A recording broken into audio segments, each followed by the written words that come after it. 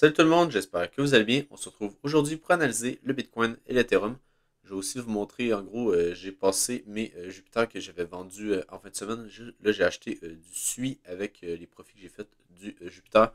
Donc, je vais vous parler. Je vais vous montrer également pourquoi j'ai pas acheté du ARB au lieu du SUI. Donc, pourquoi j'ai acheté du SUI à place du ARB. C'est surtout par rapport au graphique, par rapport à leur par Bitcoin. Donc, ça va être intéressant à aller regarder. Donc, justement, voici le graphique du SUI en 3 jours. Donc, qu'est-ce qu'on peut voir? C'est qu'on a une tendance haussière assez impressionnante ici. Puis, qu'est-ce que j'aime bien, c'est qu'en gros, on est venu faire des equalize juste là avec la mèche qu'on avait eu au listing. Donc, pour moi, c'est assez bullish. Puis, si vous regardez les graphiques là, des derniers coins qui ont été listés, en gros, qu'est-ce qu'on a? C'est exactement la même chose, mais c'est juste que la plupart des graphiques, là, on est monté pas mal plus haut. Ça, vous allez voir le seuil, par exemple. On est monté, par exemple, on est sur ces niveaux-là environ. Donc, c'est assez intéressant. Puis, en gros, sur le SUI, qu'est-ce qu'on peut voir? C'est que, en gros, qu'est-ce qu'on est en train de faire? C'est qu'on est juste venu retester les zones de demande qu'on a là. Puis, pour moi, ça semble assez bullish là, pour continuer à pump. Puis, en gros, venir casser des niveaux plus hauts juste là. Puis, après ça, venir chercher en gros, ce niveau-là qui correspond au 2.618 puis au 3.618 de la baisse qu'on a vu juste là. Donc, c'est pour ça que j'ai mis mes targets de Fibo ici. Ça se peut qu'on monte par exemple au 1.68, qu'on ait un petit pullback pour après ça repartir. Mais je pense que la tendance générale est plutôt haussière en ce moment. Donc, c'est pour ça que j'ai pris du SUI. Puis en gros, si vous allez voir par exemple le Arbitrum, donc si on va sur Arbitrum sur Binance, vous allez voir qu'en gros, on a pas mal le même graphique dans le sens qu'on a le listing ici, on a une sorte de petite correction pour après ça repartir, venir casser ce niveau-là. Donc on est à peu près sur le même graphique que le SUI. La différence, c'est que, en gros, si on va voir le SUI BTC, donc ça, c'est sa paire Bitcoin. Ça veut dire que quand que le graphique ici monte, ça veut dire que le SUI surperforme le Bitcoin, puis quand ça descend, ça veut dire que le Bitcoin surperforme le SUI. Puis en gros, qu'est-ce qu'on peut voir? C'est qu'on est quasiment revenu en gros sur cette zone de demande-là. Juste ici, on le front run un petit peu, ça se peut qu'on revienne dedans avant de repartir, mais ça reste que le graphique ici est vraiment très très bullish. Donc on est vraiment venu faire ici des niveaux plus hauts à partir de tous ces highs-là. On est vraiment venu en gros juste venir retester ces zones de supply qu'on avait là. Mais ça reste que la tendance générale est vraiment haussière. Donc ça veut dire qu'on s'attend à ce que le SUI surperforme le Bitcoin. Puis en gros, prévenez clairement chercher la mèche qu'on avait faite juste ici. Tandis que si on va voir le ARB BTC, on a un graphique qui est un petit peu différent. Donc si on va juste ici, on peut voir que le ARB BTC est beaucoup plus bearish. Parce que qu'est-ce qu'on peut voir, c'est qu'on est venu chercher quasiment des niveaux plus bas juste ici. Donc là, on n'a pas un graphique qui est bullish, mais on a plutôt un graphique qui est bearish. Donc qu'est-ce que ça veut dire? Ça veut dire que le ARB devrait sous-performer le Bitcoin durant les prochains jours, prochaines semaines. Donc, qu'est-ce que vous voulez avoir? Un altcoin qui surperforme le Bitcoin ou qui sous-performe le Bitcoin? Clairement, qui veut le surperformer. Donc, c'est pour ça que j'ai pas pris le ARB, j'ai pris le SUI. Mais si on regarde juste sur leur paire du USDT, on peut voir qu'il n'y a pas grande différence. Donc, ça, c'est le SUI juste là. Si on voit le ARB, il n'y a pas une grosse différence. Là. Si on voit juste ici, vous voyez que ça se ressemble pas mal. Donc, c'est vraiment ça qui est important à regarder. C'est sûr que le ARB long terme devrait monter sur sa paire USDT. C'est juste que sur sa paire Bitcoin, il était beaucoup moins bullish. Donc, c'est pour ça que, comme que je vous disais, j'ai pris du SUI à la place. Mais en gros, on peut voir qu'ici, on a quand même une belle zone de demande qu'on pourrait venir chercher là, sur le ARB. Ça devrait être une zone qui devrait tenir long terme. Puis après ça, on devrait repartir. C'est juste que, comme que je vous disais, ça se peut que le ARB sous-performe un petit peu le Bitcoin. Donc, c'est pour ça que j'ai pris du SUI à la place. Mais ça devrait être un bon choix, à mon avis, là, avec le graphique Bitcoin. Donc, justement, si on va voir le graphique du Bitcoin, on peut voir que pour l'instant, on est simplement revenu dans notre petite zone de faire le gap en 3 jours. Donc, c'est quand même pas si mal que ça. Ça se pourrait très bien qu'on reparte directement à la hausse. Donc, on a juste eu deux bougies rouges pour je ne sais pas combien de bougies vertes qu'on a eu juste ici. Donc, c'est assez bon. Puis, on peut voir que la dernière fois qu'on est revenu dans notre zone de faire le gap en 3 jours, on a tenu ici. On devrait tenir ici. On devrait repartir, à mon avis. En plus, on est venu swap les lots ici. Donc, théoriquement, ici, si jamais dans les 5 prochaines heures, si on clôture sur ces niveaux-là, ça devrait être assez bullish pour le Bitcoin. Puis, on devrait partir pas mal plus haut.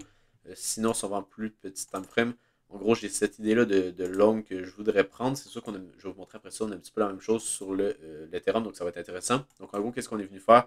On est venu retester la petite zone de demande qu'on avait juste là. Donc si on va en 15 minutes, là, puis on revient ici, on peut voir qu'on avait en gros cette petite zone ici qui était juste là. Donc on le voit plutôt en 5 minutes, là, mais en gros, on avait une petite order block qui était juste là. Euh, donc c'était vraiment l'endroit que je regardais pour potentiellement tenter des longues. En plus, ici, on peut voir qu'on avait une mèche. Là, donc, on est venu chercher la liquidité en dessous de cette mèche-là.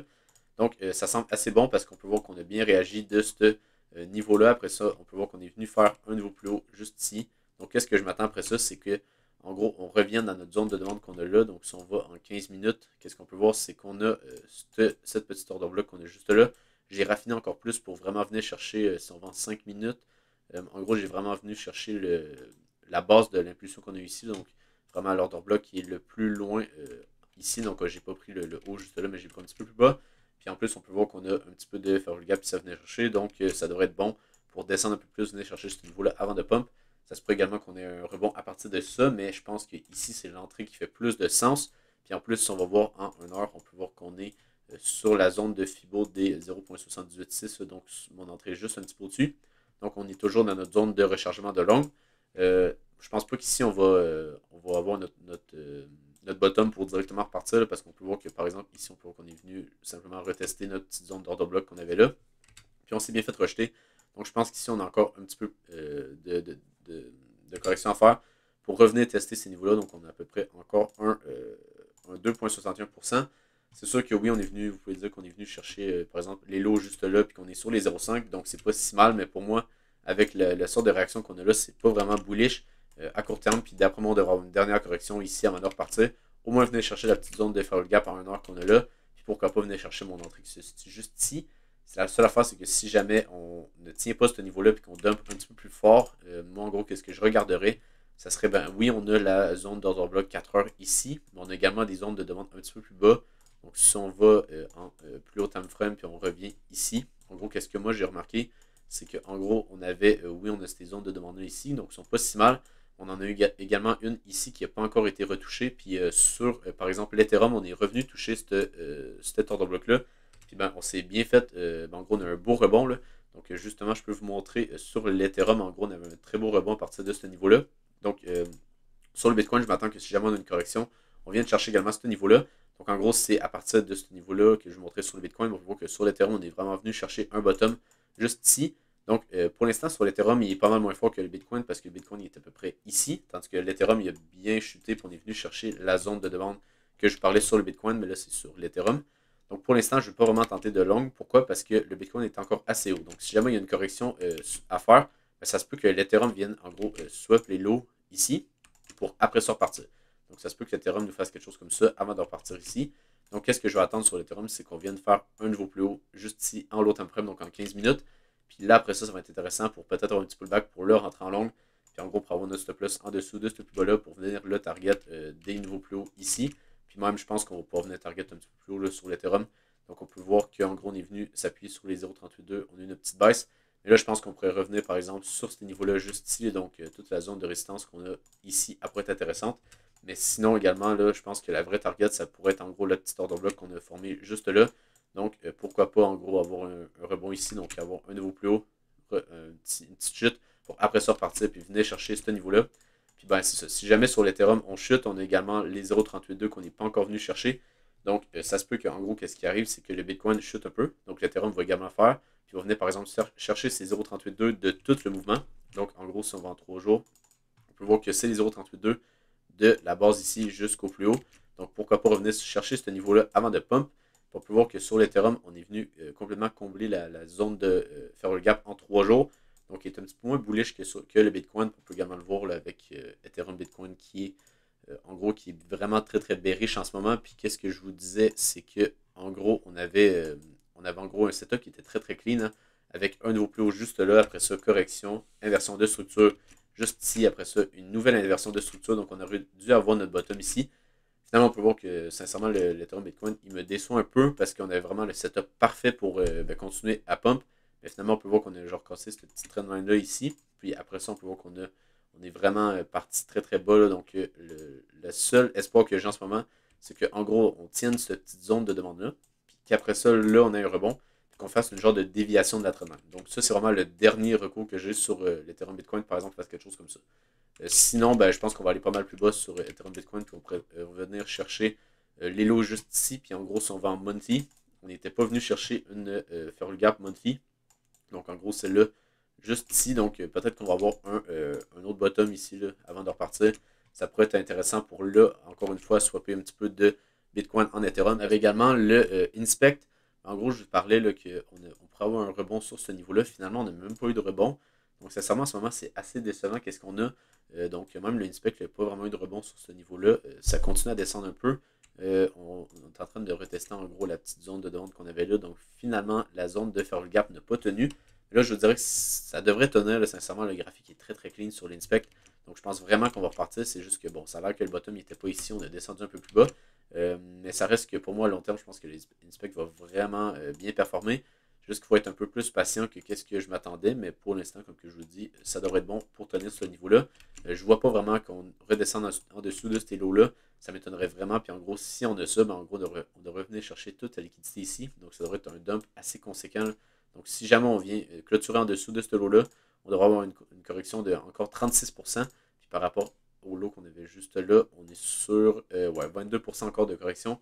Donc je pense que vraiment ici, ça va être assez déterminant sur l'inspect si jamais on a une continuation haussière. Si jamais, ben, en gros, on vient tenir ce niveau de demande-là.